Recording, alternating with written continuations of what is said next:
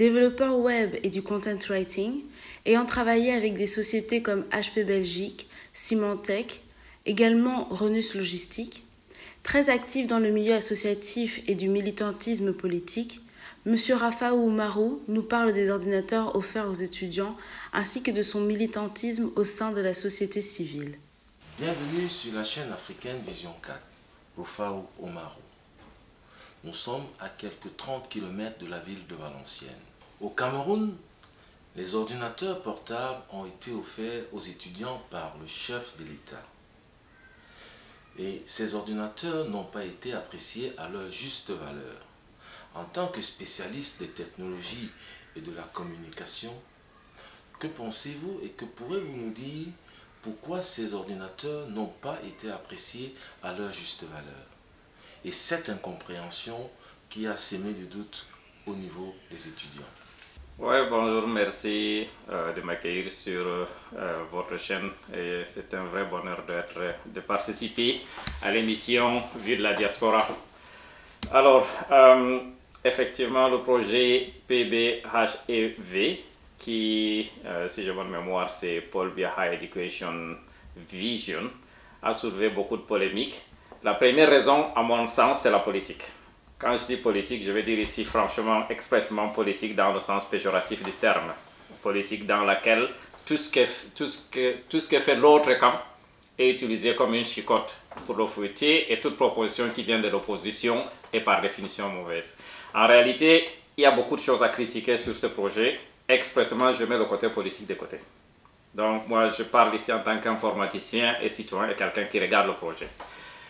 Maintenant, l'idée globale de donner un ordinateur dans le cadre d'un projet à chaque étudiant dans un pays au niveau que nous connaissons, c'est une très bonne idée, c'est une nécessité qui a été faite dans d'autres pays, en Flandre, ici en Belgique, en France, en Allemagne. Il y a des étudiants qui peuvent s'offrir des ordinateurs, il y en a qui ne peuvent pas. Au Cameroun, c'est presque tout le monde qui ne peut pas. Et donc, de là, l'idée de donner un ordinateur est une bonne idée. Maintenant, quand on prend cette idée de donner un ordinateur, on l'intègre dans un projet avec centre multimédia, installation d'infrastructures Wi-Fi sur le campus, numérisation, utilisation du cloud, ça devient pour moi en fait une vision, une très bonne vision, un très bon projet pour le système éducatif camerounais. Dans la mesure où l'État investit dans les enseignants, l'État investit les bâtiments, etc. Pourquoi il ne peut pas investir dans l'informatique qui amène les gens au XXIe siècle? Ça, c'est le premier point. Deuxième point, il y a eu beaucoup de polémiques sur la mémoire des 32 GB de l'ordinateur. Pour moi, en réalité, c'était une fausse discussion. Dans la mesure où, au XXIe siècle maintenant, sauver des fichiers sur un client, sur un ordinateur, c'est une hérésie. C'est une hérésie. On ne met plus rien sur l'ordinateur lui-même ou sur son téléphone ou sur ces choses-là. Quand vous travaillez, vos fichiers sont dans le cloud. Parce que vous avez accès, vous êtes libéré déjà du lieu. Vous pouvez accéder et des outils. Donc vous pouvez accéder à vos fichiers à n'importe quel endroit, avec n'importe quel outil informatique. Et plus vite on met ça dans la tête de nos jeunes, mieux ça va. Plus vite on amène nos jeunes à ce qui est en fait maintenant la règle dans le monde moderne, mieux ça va. Donc, globalement, l'idée de la discussion sur les 32 gigas, c'est une fausse idée, pour moi. Par contre, il y a des points qu'on pouvait critiquer. Cet ordinateur n'a que 2 MB de RAM. Ça, c'est un problème. Avec Windows 64, avec Windows 10, 64 bits, normalement, moi, j'aurais donné au minimum 4 Go, 8 Go. Ça, c'est le point de discussion. Et donc, c'est le point que moi, si je peux donner modestement une suggestion maintenant, en fait, c'est de revoir tout le projet pour l'améliorer, puisqu'il est toujours en cours, ce projet est en cours. L'améliorer, donc dans une deuxième phase, retourner vers le fabricant. En réalité, cet ordinateur PHEV, comme on l'appelle, c'est quoi? C'est une machine qui existe, c'est un rebranding d'un laptop, je crois qu'on appelle ST106, quelque chose comme ça, qui est vendu dans les $100, moins de $100, $100, etc. Maintenant, le prix qu'on connaît, 150 000 francs qui a été nommé, si c'est le prix de l'ordinateur, c'est excessif, mais si c'est toute l'infrastructure, c'est un bon prix. Maintenant, moi j'ai des manières très concrètes parce que je me suis intéressé à ça. Je me suis intéressé aux personnes qui ont reçu. Moi, je me suis intéressé aux personnes qui prennent ça de manière positive et qui veulent travailler avec. Pas les critiques, j'ai pris mon ordinateur, la batterie m'a lâché, c'est gâté, etc. Ça arrive. Ça arrive. Moi, j'ai regardé la lune au lait du doigt. Et donc, pour regarder la lune au lait du doigt, moi, j'ai des neveux de personnes concrètes qui ont été chercher cet ordinateur, qui travaillent avec. Maintenant, en Ngaoundéré, l'université de Ngaoundéré, quelques personnes que je connais, un problème, c'est que l'infrastructure Wi-Fi n'est pas encore en place. Ça, c'est quelque chose qu'il faut faire en toute urgence. Il faut que les autorités installent le centre de multimédia, le réseau Wi-Fi, en fait, qu'ils complètent le projet comme il a été dit au départ. Ça, c'est un point. Un deuxième point qui est crucial, important, c'est la formation, l'information, la pédagogie. Ne donnez pas simplement un ordinateur à des jeunes. Ce n'est pas tellement compliqué. En collaboration, moi j'ai été en collaboration avec les organismes estudiantins. On a des jeunes qui sont très dynamiques.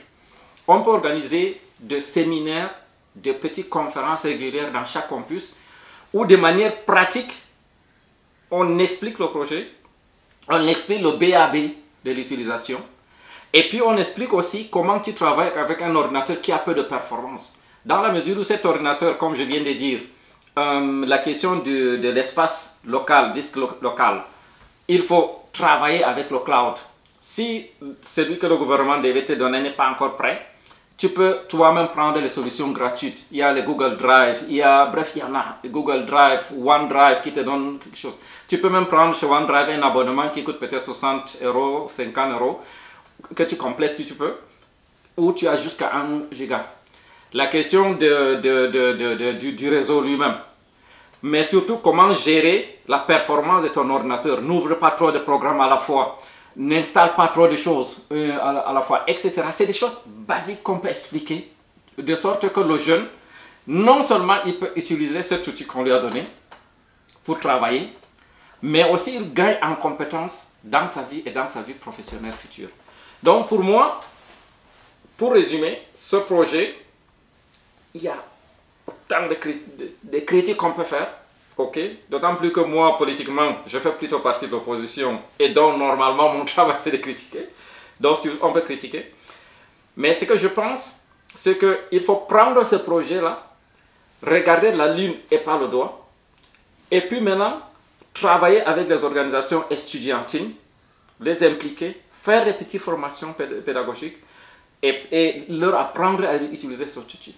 Et maintenant, le gouvernement en lui-même, pour améliorer son réflexe managérial, organisationnel, dans une deuxième phase, demander un ordinateur qui a plus de performance au niveau de RAM, au niveau du processeur, moins au niveau de l'espace disque, les histoires de 32 Go égale 500 Go, tout ça c'est des polémiques, et améliorer le projet de sorte que dans nos campus, dans chacun de nos campus, on a des solutions Wi-Fi, des solutions Wi-Fi ou même LAN performants, où les étudiants peuvent venir se connecter. On leur apprend à utiliser le cloud, on leur apprend à utiliser l'ordinateur, on leur apprend à faire un peu de l'hygiène, à nettoyer cet ordinateur-là, à l'utiliser de manière sécurité, respecter la question de la sécurité informatique, etc. Donc pour moi, en réalité, ce projet, globalement, c'est un bon projet. Il y a des critiques managériales, il y a des critiques économiques, il y a des critiques techniques qu'on peut faire. Il faut maintenant faire ces critiques-là et que les responsables prennent les critiques de manière constructive et que les gens se donnent la main pour en faire plutôt un outil qui amène nos campus et nos étudiants au XXIe siècle. On a souvent des jeunes Camerounais qui sortent, des jeunes Camerounais qui sont là, qui viennent et que parfois le BAB, les choses qu'ils ne connaissent pas, c'est une chance. Et cette chance-là, je pense qu'il faut l'utiliser. Voilà. Concrètement, les ordinateurs ont 2 Go de RAM. Est-ce que les étudiants eux-mêmes peuvent ajouter des RAM supplémentaires, 2 Go par exemple, pour atteindre 4 Go de RAM? Est-ce que concrètement c'est faisable ou il faut rajouter à partir de la fabrication des nouveaux ordinateurs qui est dans sa deuxième phase directement chez le fabricant? Oui, concrètement, en principe, c'est tout à fait possible. Il y a quelques années, j'avais acheté un ordinateur exactement avec ses performances et ses caractéristiques d'un autre fabricant pour quand j'étais à Malines. Et moi, j'avais fait ça. Donc, en fait, on ouvre l'ordinateur. Si le fabricant a prévu, on peut remplacer. Ça donne une chance déjà, c'est une bonne idée pour développer des compétences de PME locales. spécialisés qui peuvent voir et qui peuvent faire ce travail-là, changer, augmenter. Mais le mieux, c'est de le faire à partir du fabricant de l'achat pour bénéficier de l'effet du chiffre. Quand tu prends 500 000, ce n'est pas la même chose que quand tu prends 2, 3, 4. Donc dès le départ, on aurait dû même dire qu'il me faut un ordinateur qui a minimum 4 GB de RAM. Dans la mesure où ce n'est pas maintenant, des étudiants de manière constructive peuvent consulter des informaticiens, des techniciens de petites entreprises PME locales à Yaoundé, Douala, Ngaoundé, etc. à les proposer et eux, ils peuvent trouver une chance, une possibilité de faire ça. En fait, l'ordinateur actuel, il est bon si on veut surfer sur Internet, si on veut voir des vidéos, si on veut participer à des conférences, si on veut participer à des meetings, etc. Mais si tu veux faire un travail lourd, comme par exemple le traitement d'image, si tu veux du traitement d'image, du traitement de vidéo, etc., très vite tu vas arriver à la limite. Donc l'ordinateur tel qu'il est utilisable pour la plupart des choses basiques. Tu peux surfer sur Internet, faire tes recherches sur Internet, etc. À condition que tu penses à ne pas ouvrir 10 000 choses à la fois sur ton ordinateur, que tu n'installes pas 10 000 choses, bref, que tu ne le dépasses pas, que tu sois conscient de ce que tu es en train de faire, tu peux l'utiliser. Mais concrètement, ça c'est une bonne question, effectivement. La personne qui a cet ordinateur, puisqu'il l'a gratuit, peut faire peut-être un petit investissement supplémentaire pour le rendre performant et le prendre et aller voir les spécialistes. Au Cameroun, il y en a, et leur dire, écoute-moi, est-ce que tu peux voir si tu peux m'ajouter de RAM ici? Donc, concrètement, je ne m'avance pas sur cette marque-là, le ST106 ou le PHP, mais je pense qu'en principe, c'est faisable. Et si ce n'est pas faisable, et même si c'est faisable, les responsables politiques, managériaux, les responsables du programme peuvent, dans une deuxième phase, tenir compte de ce type de critères de performance-là pour avoir l'ordinateur. Dans les années 90, vous avez été un activiste de la première heure. Quelles étaient vos motivations? Ces derniers temps, des jeunes activistes cassent, détruisent. Est-ce que vous approuvez ces méthodes? Ah oui, ça nous ramène 30 ans en arrière. Là. On avait, quand j'étais arrivé ici, j'avais commencé par la médecine à l'ULB avant de passer, après, quand EPSI a été coupé, bref, une longue histoire. Avant de passer à l'informatique. Et donc les étudiants camerounais de médecine à l'ULB avaient une association qui s'appelait SECUSM, et puis au niveau de la Belgique, il y avait une coordination.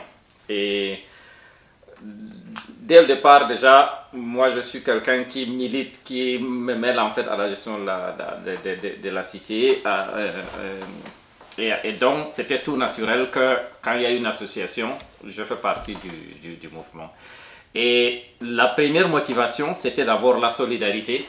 La solidarité, combattre la solitude entre nous. Donc il y avait des étudiants à Mons, à Bruxelles, à Liège, etc. Donc un cadre pour pouvoir se retrouver ensemble, parler de nos quotidiens d'étudiants, les jobs étudiants par exemple, les possibilités, les salles d'études, etc. Trouver un logement, donc des choses basiques comme ça. Là. Donc c'était d'abord la première motivation, c'est vraiment la solidarité, la fraternité entre étudiants camerounais. Il faut dire qu'à l'époque, franchement, ce n'est pas pour sortir la carte à montant, c'était mieux, mais il n'y avait pas de sectarisme qu'on observe aujourd'hui. À l'époque, je ne regardais pas quelqu'un d'abord à partir d'où il vient, etc., quelle langue il parle, mais plutôt c'était qu'on est entre Camerounais, on était fiers. Donc ça, c'est la première chose. Puis maintenant, est venu, le Cameroun était tombé à partir des années 87-88 dans la crise économique, dans le début des années 90. Je précise que le Cameroun avait un projet volontariste de boursiers qu'il envoyait un peu partout dans le monde. Je pense que c'était l'État africain qui faisait ça plus que tout autre. Donc, quand la crise économique est venue, les bourses ont commencé, EPSI, comme on l'appelait, a commencé à se raréfier. On a patienté, à un moment donné, il faut commencer à réagir, donc puisqu'en fait, tu ne peux plus payer ton loyer, tu ne peux plus payer des choses basiques, tu as un problème pour manger, etc. Et donc, on a commencé à militer, à se retrouver, à faire des mémorandums, à aller voir les autorités belges, les autorités camerounaises, qui étaient d'abord nos premières interlocutrices. Et puis, le mouvement allant jusqu'à, je ne sais pas si c'était les années 91-92, jusqu'à il y a eu des manifestations à l'ambassade. On a même eu à occuper l'ambassade, parfois jusqu'à passer la nuit avec feu, paix à son âme, l'ambassadeur Basson, Madame Basson, qui était une mère en fait. Et donc, tout cela s'est passé dans le respect du matériel et des hommes. Donc moi, j'ai une bonne relation avec par exemple, l'ambassade du Cameroun ici. Vous ne trouvez pas quelqu'un qui va vous dire ici qu'on a violenté quelqu'un, qu'on a cassé du matériel. Pourtant, on a fait des occupations qu'on pouvait considérer comme dures. On est resté dans l'ambassade, on est fermé, bloqué l'ambassade, bloqué le service, passé la nuit, comme je viens de dire, avec l'ambassadeur là-dedans. Je ne veux pas utiliser le mot prendre en otage, on ne l'avait pas pris en otage, mais c'était dans le respect, on l'appelait maman, etc. Si maintenant je saute à ce qui se passe maintenant, moi j'ai fait aussi, que ce soit en tant que militant, en tant que militant associatif, militant politique, activiste politique, j'ai fait aussi des manifestations, toutes les 3 ambassades, l'ambassade du Cameroun en France, l'ambassade du Cameroun en Belgique, l'ambassade du Cameroun à Bonn, dans d'autres trucs, j'ai participé à des manifestations, et donc c'est légitime. C'est absolument légitime que les Camerounais dans la diaspora s'élèvent et manifestent. C'est basique démocratie. C'est basique. J'ai dit ça en fait ici pour signaler, on voit dans les réseaux sociaux au Cameroun les gens qui... Non. Quand vous êtes à Bruxelles, devant l'Union européenne, c'est le quotidien des manifestations. Donc ça, c'est pas le problème. Le problème, c'est que quand tu manifestes, tu respectes certaines règles. Je prends le cas la semaine passée où je crois que c'est la manifestation à l'ambassade. Moi, j'ai été choqué, pas par le fait qu'il y ait eu une manifestation, d'autant plus que les 3 gars qui ont été arrêtés au Cameroun, j'ai aussi pris des actions, j'ai fait des coups de fil au Cameroun pour voir ou avoir des informations, notamment avec le député SDF Benil de Djomeni qui a aidé dans l'organisation de la défense judiciaire de ces gens-là. Donc, la cause est noble et importante. Mais quand je vois une vidéo où vous avez des activistes qui arrivent vers 9h, 10h dans l'ambassade et puis qui commencent à hurler sur les usagers, sortez, sortez, sortez, sortez, sortez. C'est un petit peu du terrorisme. Moi, je me suis dit, connaissant mon tempérament, c'est une chance que moi je n'étais pas là parce que je ne sortais pas. Je ne sortais pas. Même s'il fallait bagarrer. Quand je dis ça, encore une fois, pas que je m'oppose à leur cause. Non, la cause est non. Mais les méthodes. Parce que quand quelqu'un vient à l'ambassade du Cameroun, certains quittent l'Allemagne, le sud de l'Allemagne, l'ouest de l'Allemagne, certains quittent Mons, certains quittent Liège, certains quittent très loin, et souvent c'est toute une demi-journée. Tu dois tenir compte de ça. Et quand tu viens pour manifester pour une cause qui est importante, sache que tu trouves des gens qui ont aussi des causes importantes.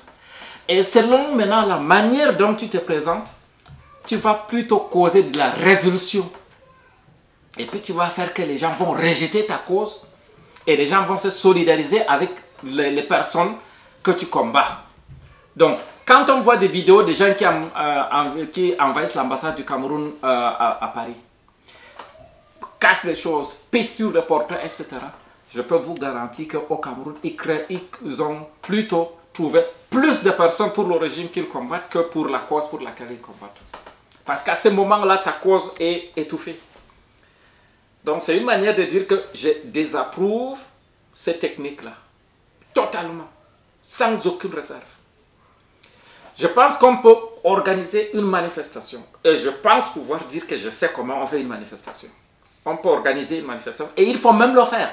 Moi, je reproche plutôt aux Camerounais d'avoir encore la tête, le temps de la terreur, où on disait ne fais pas la politique, ne fais pas la politique. Le Camerounais est toujours dans le truc quand tu viens lui dire quelque chose de politique. Lèvons-nous à l'époque de Vanessa, la jeune fille qui avait perdu son bébé. J'ai fait des coups de fil pour que les gens viennent qu'on manifeste devant l'ambassade. Oh non, on ne soit pas. Non, non, non. En politique, quand tu es un citoyen du monde, pour certaines causes, c'est noble de sortir, c'est noble de défendre. C'est plutôt quand tu restes à la maison que tu te fais complice de l'injustice. Mais par contre, tu peux organiser ta manifestation devant l'ambassade, puisque ce que tu veux, c'est de te faire écouter non seulement par le gouvernement, mais aussi peut-être par des partenaires ou d'autres forces. Tu veux avoir un rapport de force qui fait que c'est la cause que tu défends qui gagne. La politique, c'est le rapport de force. Maintenant, quand tu viens t'informer dans l'ambassade, tu insultes, tu expulses les jeunes gens qui sont là, tu fais du vandalisme. C'est toi qu'on voit comme un vandale. Et tu facilites le jeu à la force, à l'adversaire que tu veux combattre. Donc, ce que je veux dire, c'est que dans les années 90, nous, ce qu'on avait fait, il y avait des choses qu'on avait atteintes, il y a des choses qu'on n'avait pas pu atteindre. Les caisses étaient vides. À l'époque, ça ne nous intéressait pas trop de savoir si les caisses sont vides ou pas. À l'époque, on sait qu'on veut. Et puis, Donc il y a eu des efforts, il y a eu des réaménagements. Le gouvernement camerounais ou le gouvernement belge, les universités, l'ULB, Liège ont fait des réaménagements sociaux, les services sociaux sont intervenus. Et donc certains ont pu finir, d'autres n'ont pas pu finir, d'autres ont dû partir dans d'autres pays. Comme moi, j'étais parti en Allemagne, d'autres sont rentrés au Cameroun, d'autres ont, dans la souffrance, pu finir et qui sont fiers. On a des compatriotes, des médecins, des ingénieurs qui sont fiers et qui ont traversé cette période-là et je leur rends hommage aujourd'hui. Mais on a fait en étant que le personnel de l'ambassade, c'est des compatriotes, c'est des gens qui sont à notre service. On n'a pas insulté, agressé quelqu'un. On n'a pas touché le matériel. Et ça, pour moi, c'est un sujet de fierté. Un sujet de fierté qu'on a atteint ce but-là. Et que, actuellement, moi, j'ai plutôt un rapport respectueux. Des gens se rappellent, hein, quand je vais à l'ambassade ou d'autres qui sont dans d'autres pays me rappellent. À toi, tu as vu ça. Mais ça reste là. Et donc, à nos amis, à nos jeunes d'aujourd'hui, si j'ai un message à donner, c'est que, les gars, changez de méthode. Faites les manifs. Demandez aux anciens de vous expliquer comment ça se passe si c'est nécessaire.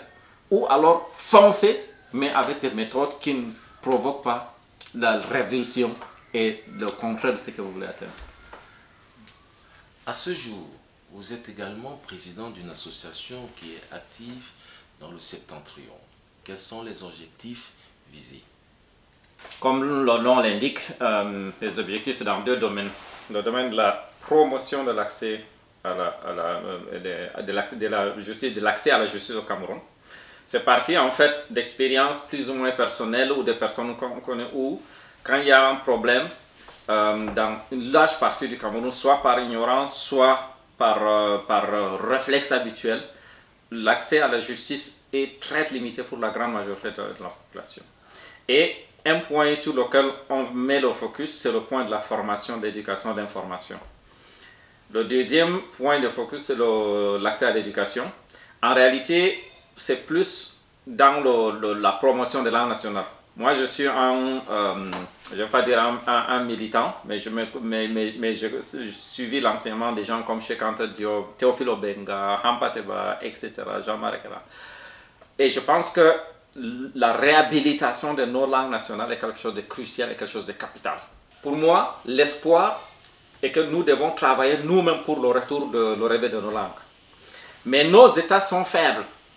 C'est-à-dire que je peux maintenant me placer ici et commencer à critiquer le gouvernement, pourquoi tu ne réhabilites pas le Fulfulde, le Bassa, etc.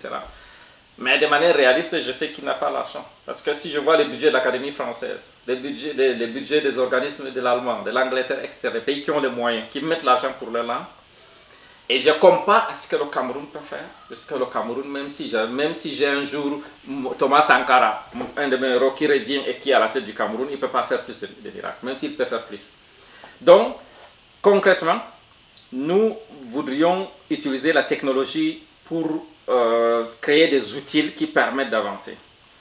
Moi, dans le cas de mon association et moi, nous sommes encore au départ, donc nous sommes actuellement sur l'idée de faire une plateforme, un dictionnaire en ligne, dynamique, sous le modèle par exemple de Wikipédia, où non seulement tu peux venir consulter, avoir un dictionnaire Fulfulde français ou une langue nationale français inversement, ou Fulfulde, mais tu peux aussi faire des suggestions. Donc tu as un formulaire où des mots que tu n'as pas trouvés ou que des mots que tu connais, tu peux toi-même proposer sur le site. Et maintenant, on a un comité de langue qui va se pencher dessus, qui va compléter, et puis qui va donc corriger le mot, le valider, et puis on le mettre en ligne et tu enrichis le truc. Donc c'est un outil en fait pour pouvoir recueillir les mots et numériser. Dans le cas du Fulfulde, c'est le même dictionnaire en général qu'on trouve de Cernoba, qui est de 10 000 mots ou peut-être moins, mais la langue est beaucoup plus riche que ça.